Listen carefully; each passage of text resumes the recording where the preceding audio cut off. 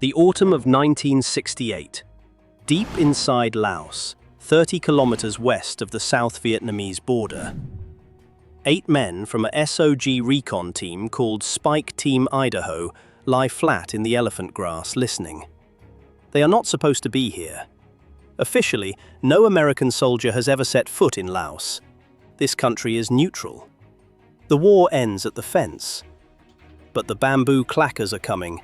NVA hunter teams signaling each other through the jungle, closing in from 3 sides.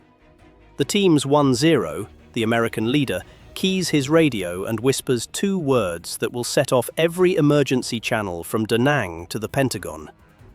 Prairie Fire. It means the team is about to be overrun. It means an entire NVA battalion is bearing down on 8 men who don't officially exist, in a country America is not officially fighting in. This was MACV-SOG, and this was a normal day.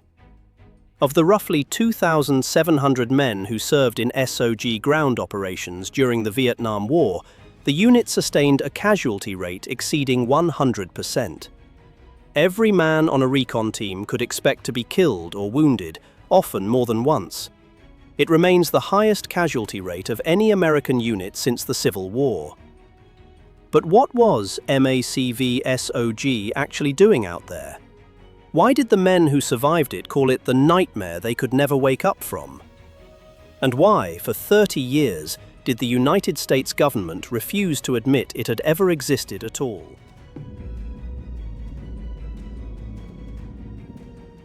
The unit was born on paper on January 24, 1964.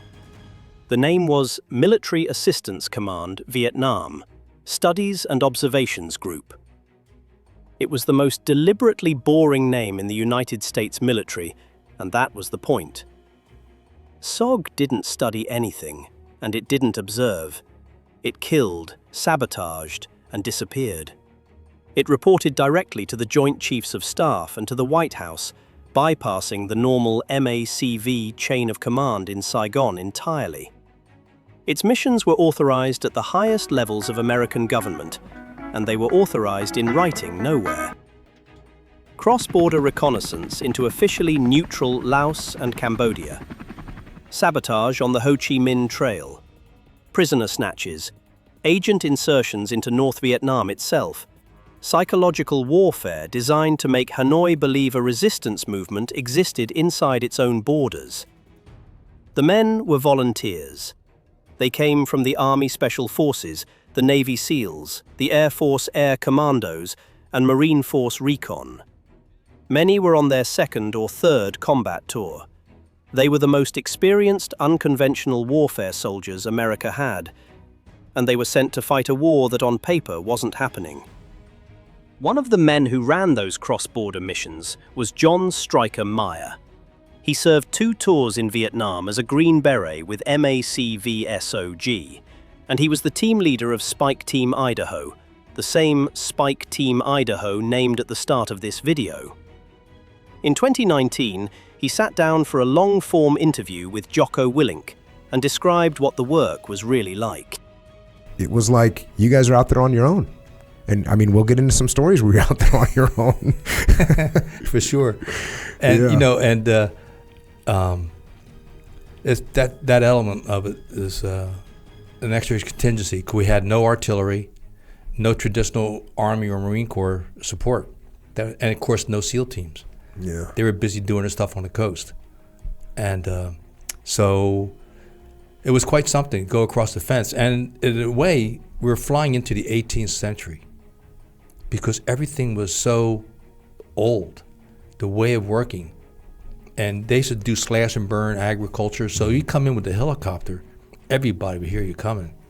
And the local people had to cooperate with the NVA because their motto was, work with us or we're going to kill your dumb ass. Mm-hmm. So the game was on. If a SOG operator was killed across the fence, his family was told he died in South Vietnam. Sometimes the body came home. Sometimes it didn't. And here was the paradox. The most decorated American unit of the war was the unit its own government officially denied existed. They had no rank insignia, They wore sterile uniforms. They carried weapons that couldn't be traced. And on the maps in Washington, the places they fought and died didn't exist.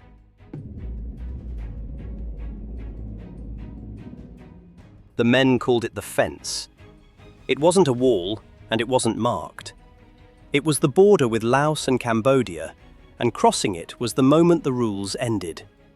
South of the fence, you were a soldier in a war the United States was fighting. North or west of it, you were a ghost, in a war that wasn't happening, in a country America was not at war with. Recon teams were small by design. 2 or 3 Americans, 4 to 9 indigenous troops, Montagnards from the Central Highlands, Chinese Nungs, Vietnamese Special Forces. Invisibility was survival.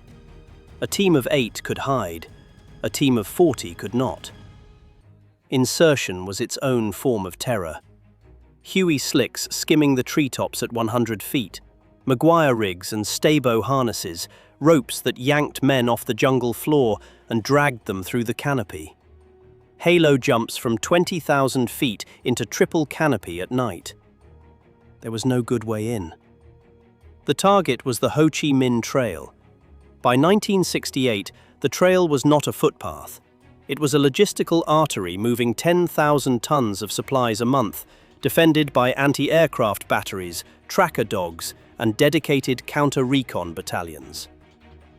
The NVA hunted SOG specifically. The 305th Sapper Battalion was raised in part to track and kill recon teams. Standard mission length was 5 days. The average team in heavy contact lasted under 24 hours before extraction or annihilation. The math was simple. Insert 8 men, hope 8 come back. The math almost never worked.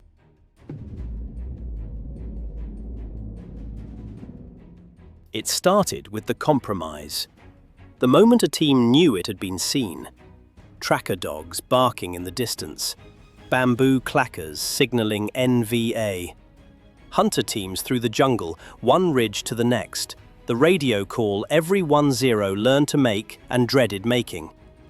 It meant the team was about to be overrun. It meant every available asset in 2 countries was now scrambling to reach 8 men who would probably not be alive when help arrived. Then came the casualty rate.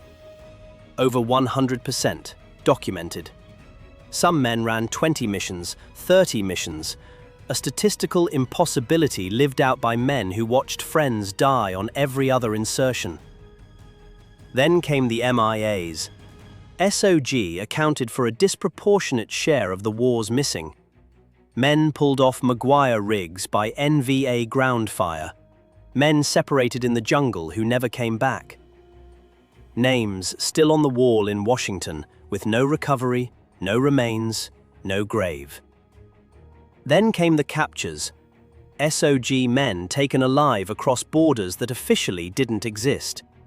The Geneva Conventions didn't officially apply, because officially they were never there.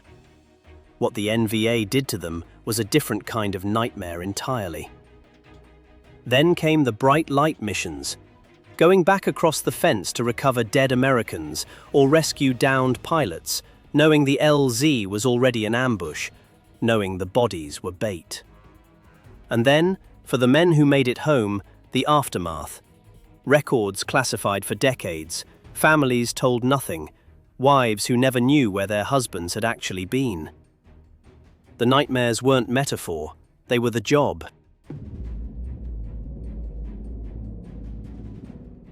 Master Sergeant Robert Howard ran missions across the fence for 13 months.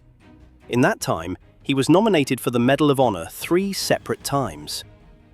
The first 2 nominations were downgraded because the actions took place in countries the United States was not at war with, and the paperwork could not be declassified. He received the medal once. He was wounded 14 times. He remains the most decorated American soldier of the Vietnam War, and most Americans have never heard his name. Sergeant First Class Jerry Shriver was different. The NVA called him Mad Dog on their propaganda broadcasts and put a bounty on his head. He carried a sawed-off shotgun and a CAR-15 and ran into firefights other men ran out of.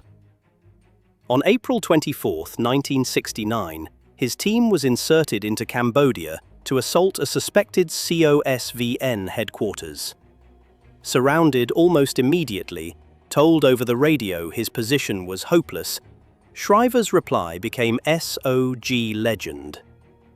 "I've got 'em right where I want 'em. I'm going to attack." He was never seen again. His body was never recovered. One of the men who earned the Distinguished Service Cross with MACV-SOG was Pat Watkins. He sat down with Mike Glover, himself a former Green Beret, and talked about what those missions actually looked like from inside a recon team. I ran to Fred, who I knew, and he was running missions. He had a team there, and he'd been in country for a while. And I says, "What the hell?" And he says, "I ran one mission in there." He said, "Don't get in trouble, because you're not going to get support." So we're all in one Huey going in, and we flew right over a village. Right over a damn village. I look out the door and all these NVA soldiers looking up at us. I went, shit. So we hit the ground, and God, they couldn't get us off the helicopter fast enough. So you hit the ground, and you have to give a team okay. They had to cover you above us, which is an O2, fact. Numbers tell the rest. SOG personnel earned 10 Medals of Honor, 81 Distinguished Service Crosses, and hundreds of Silver Stars. For a unit that on paper did not exist. The Presidential Unit Citation for SOG was finally awarded in 2001, 3 decades after the war ended. Many of the men who earned it were already dead. The medals came late. For some, they came posthumously. For others, they came to widows who had spent 30 years not knowing where their husbands actually died.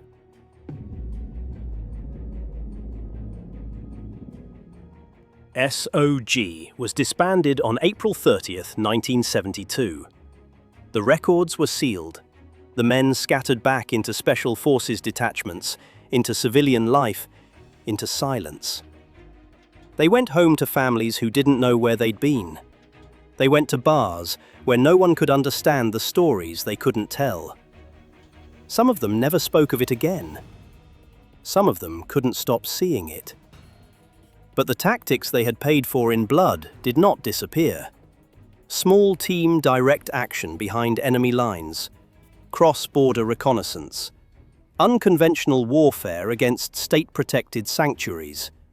Every American Special Operations unit that came after, Delta Force, the modern 75th Ranger Regiment, the Joint Special Operations Command, traces its operational DNA back to lessons learned in Laos and Cambodia by men who weren't supposed to be there. Declassification began in the 1980s. Then came the books, then the memoirs, then the slow, partial public acknowledgement of what these men had actually done. And here was the final paradox.